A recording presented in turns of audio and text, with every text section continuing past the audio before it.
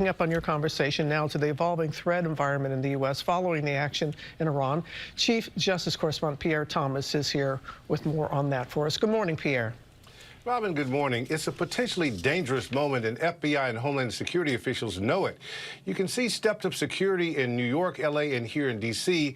Last evening, the FBI reached out to governors and hundreds of law enforcement officials throughout the nation, encouraging them to stay on high alert with the FBI surging resources and redoubling efforts to talk to sources and reviewing intelligence to make sure nothing is being missed.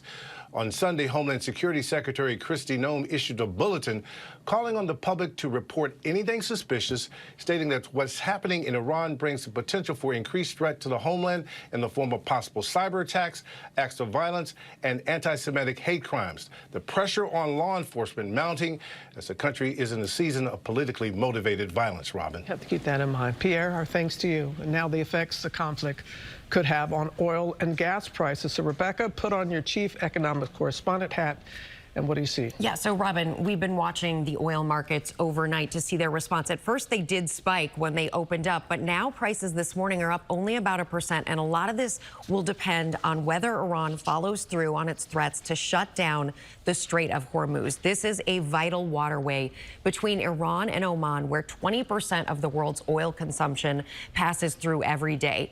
If Iran were to close it for an extended time, Goldman Sachs believes oil prices could soar above $100 a barrel. Iran, though, has threatened this before. They've never actually followed through, and that's because oil is a huge driver of Iran's economy. It funds Iran's military and security, and a small amount of the oil we use here in the United States travels through that strait, but most of China's oil does.